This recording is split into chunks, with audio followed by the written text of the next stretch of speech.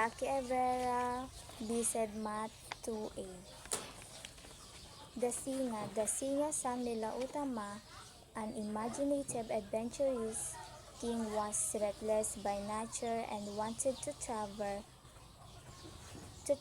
to far away places. He loved hunting wild animals, so when he heard that there were skunks in the jungles of Tanjong Bentnam which were not easy to hunt, he was excited and and took with him a great fleet of ships to Tanjong Bentham. When the king arrived upon the island, he and his subjects had a hunting expedition that lasted several hours, slaying many wild and savage beasts.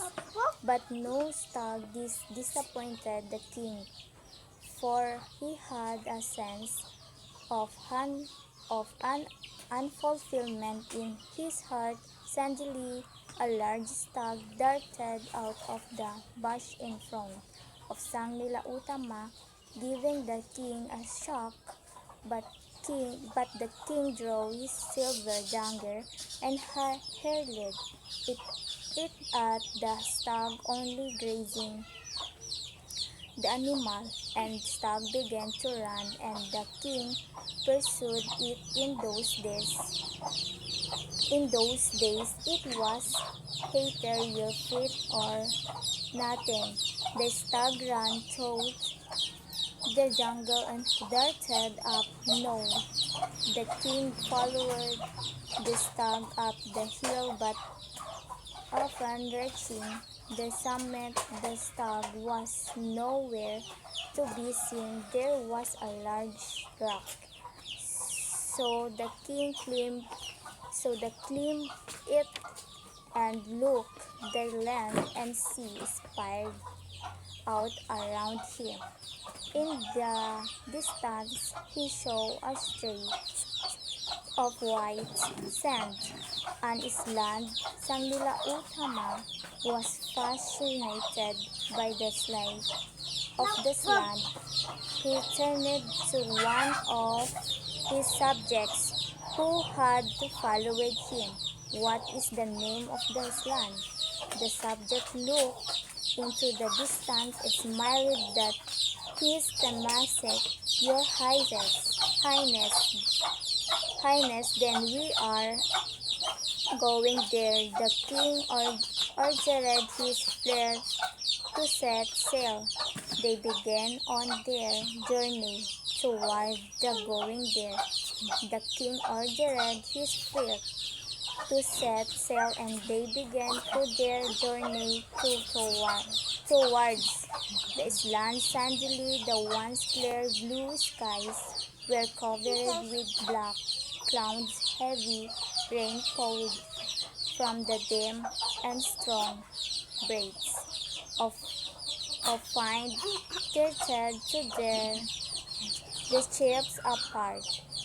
The chief Keriji sang Nila Utama was in the very eye of the storm. The crew lowered the sails, started to bail the water from the ships, and get most of the cargo. Forgetting, however, idea came to the king's head. He remembered a story his grandfather told him of how of how of how one is ancestors become the sea king, and that his crown was the only thing which belonged to his ancestors. He removed his crown immediately and threw it into the sea. All at once the storm broke. As suddenly as it started, the skies began to clear, and the crew gave a shout of joy, and set sail out once more to the island of Tamasig. When the king stepped upon the island, a creature stepped out of nowhere.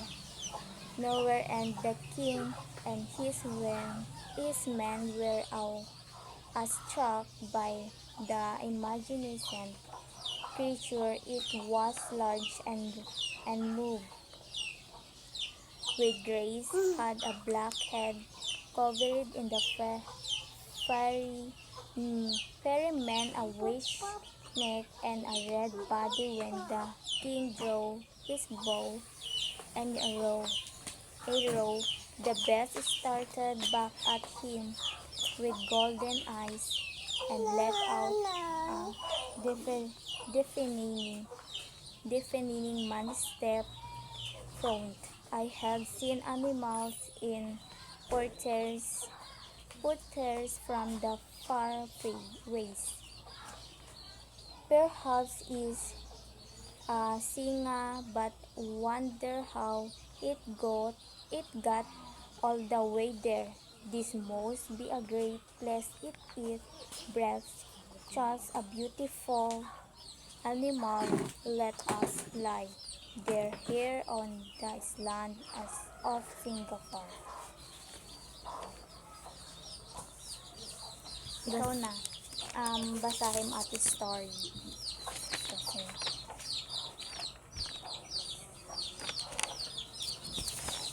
The singer sang nila Utama, an imaginative, adventurous king was restless by nature and wanted to travel to far away places. He loved hunting wild animals, so when he heard that there were stunts in the jungles of Tanjong Bentam, which were not easy to hunt, he was excited and took with him a great fleet of ships to Tanjong Bentam. When the king arrived upon the island, he and his subjects had a hunting expedition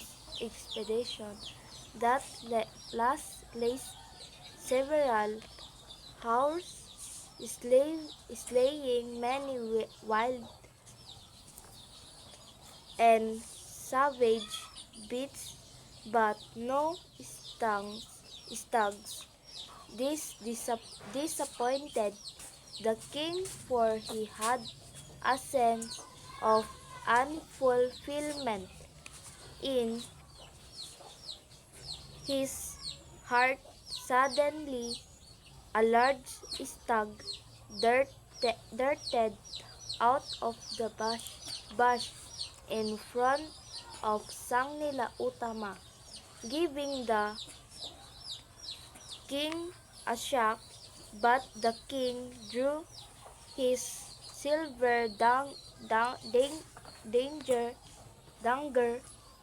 and hurled in at the stag, only grazing the animal. The stag began to run, and the king pursued. In those days, it was either your feet or nothing. The stag ran through the jungle and darted up a canal. The king followed the stag up the hill, but upon reaching the summit, the stag was nowhere to be seen. There was a large rock, so the king climbed in it and looked. The land and sea spread out around him. In the distance, he saw a street of white sand, an island. Sang Nila Utama, was fascinated by the sight of the island. He his, he turned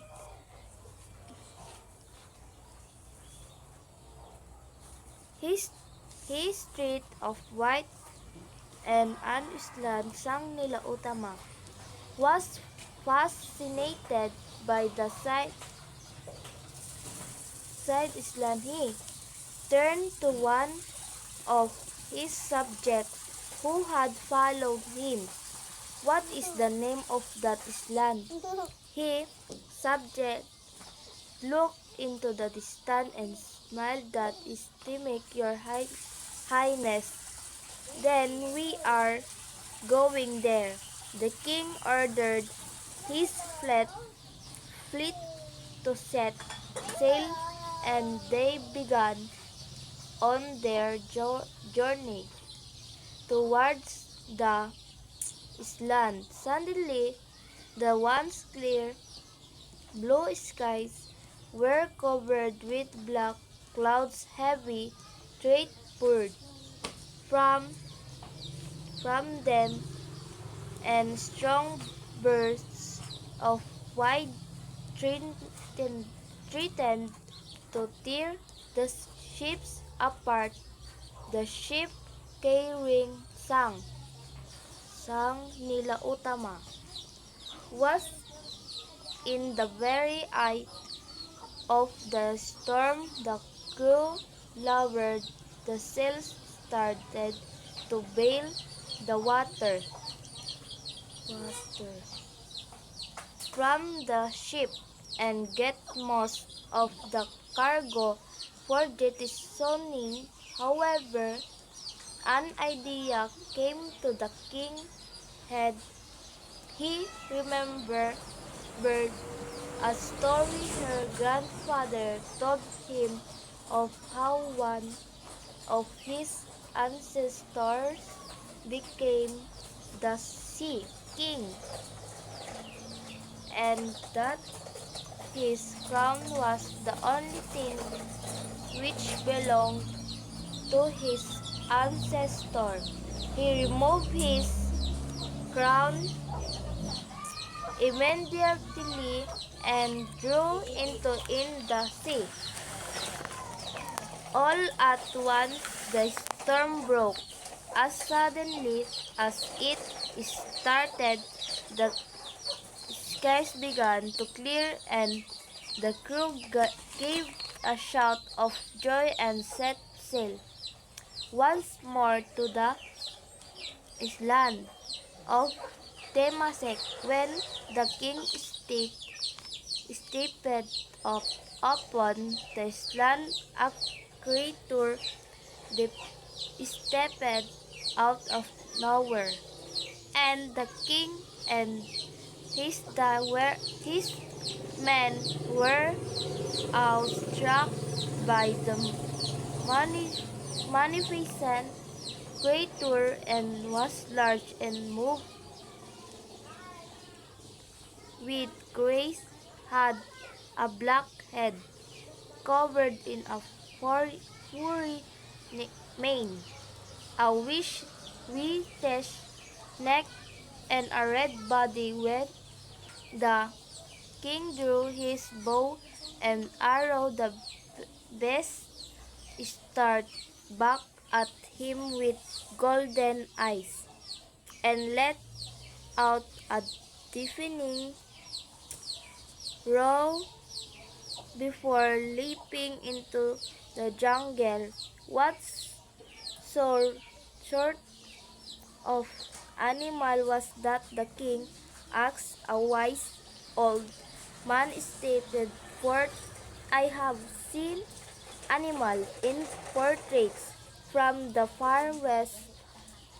Perhaps this is a singer, but I wonder how it got all the way where. This must be a great place if it breathes a beautiful animal. Let us live here on the island of Singapore. Atimit jay, ato jay answeram, true or false. Basahin di, tanong na. Tapos iki answeram. Sino ka babati pag suratan? Sang Nila Utama was a king who loved to hunt wild animals.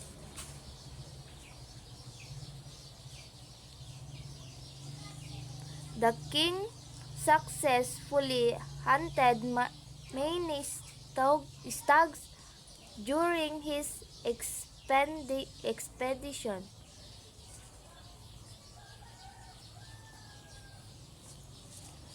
The island that Sang Nila Utama saw from the canal was named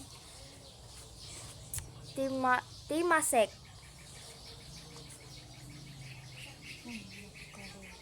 The weather was calm and sunny when the king fleet set sail for the island. Sang Nila Utama drew his crown into the sea to calm the storm.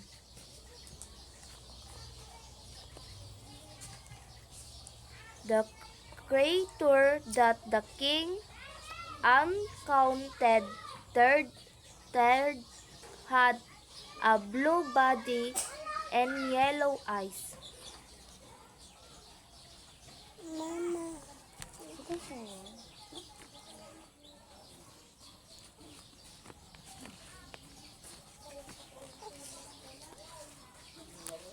A wise old man identified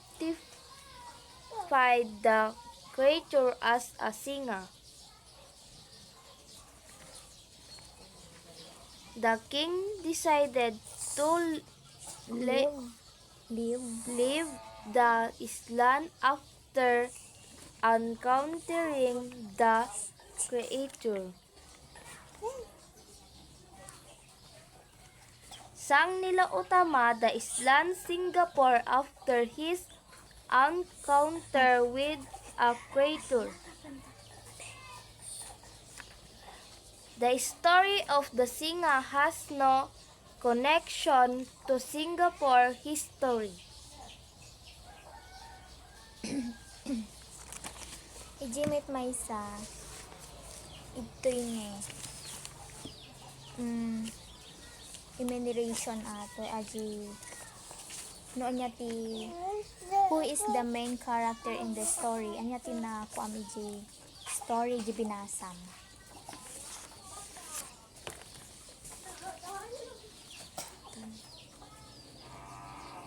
Kita emno kati module no rata alawa.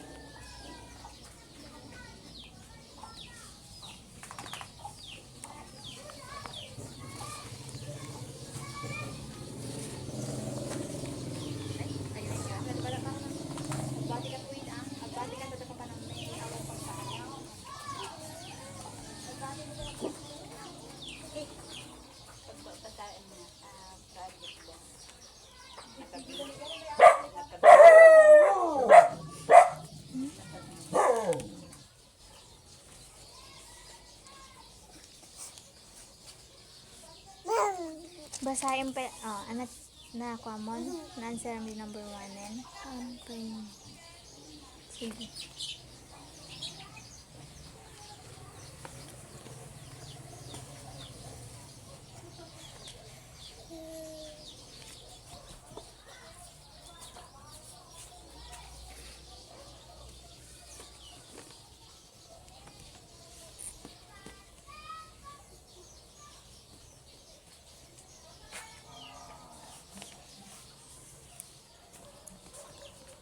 What types of animal was Sang Nila Utama originally trying to hunt?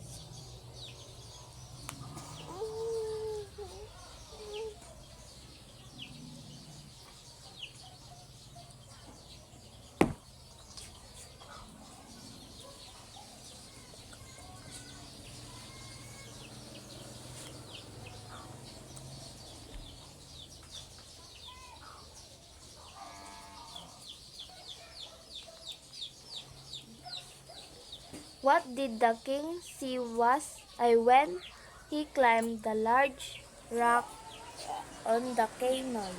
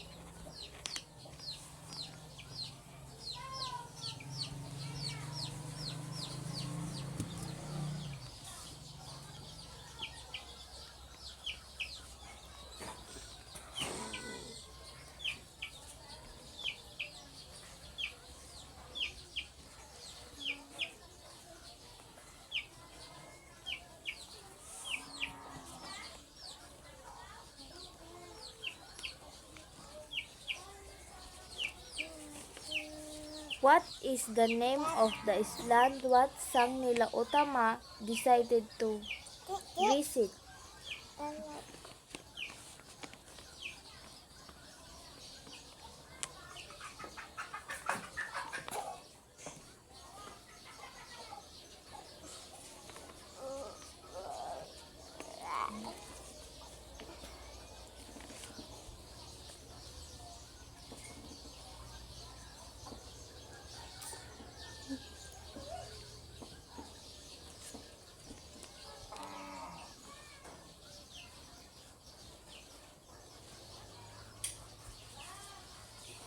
What happened to the weather when the king fleet set sail for the island?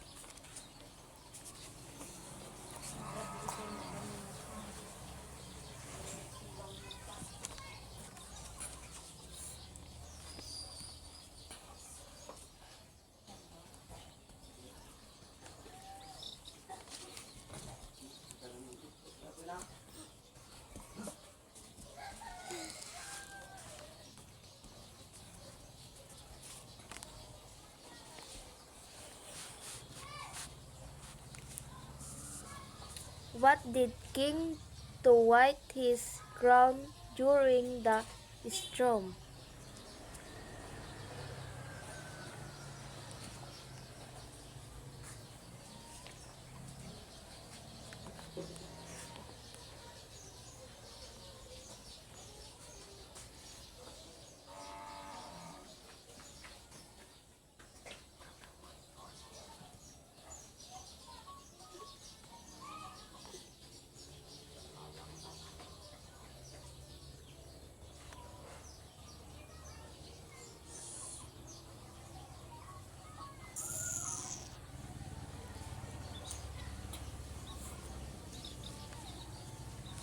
Describe the creature that the king encountered on the island. What did it look?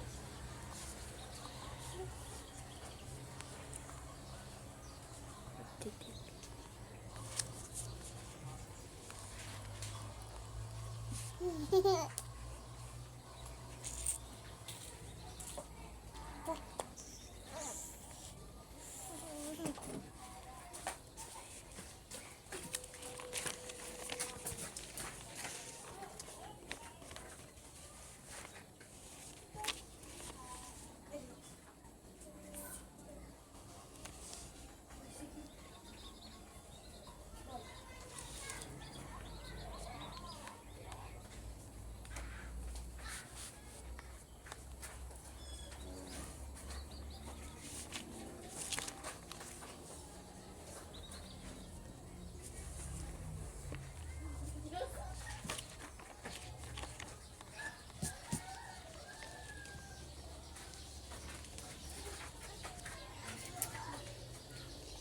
What did the wise old man Sag guess the creature might be?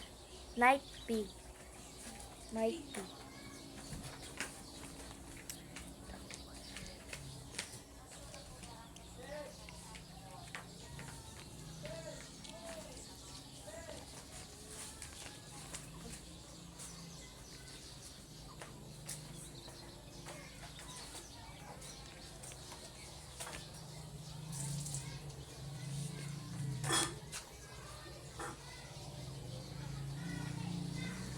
What what name did Sang Nila Utama give the island after his encounter with the creature?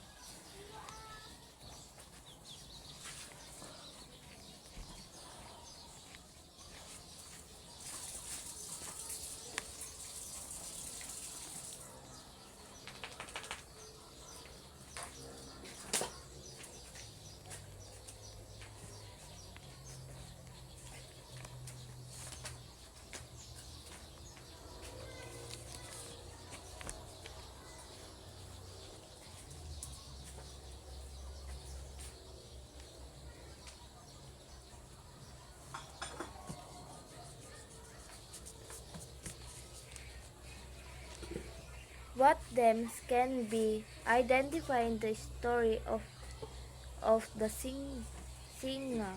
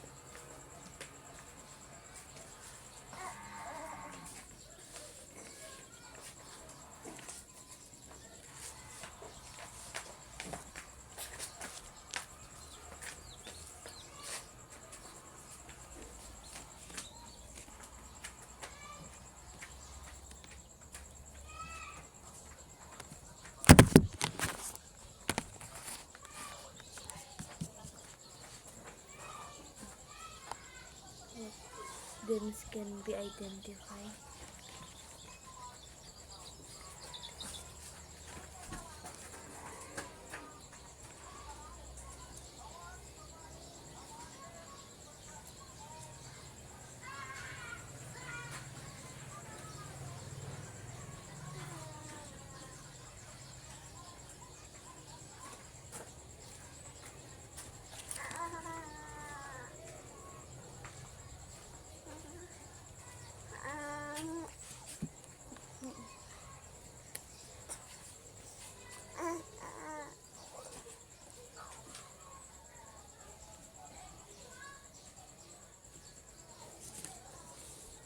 Alpaskan.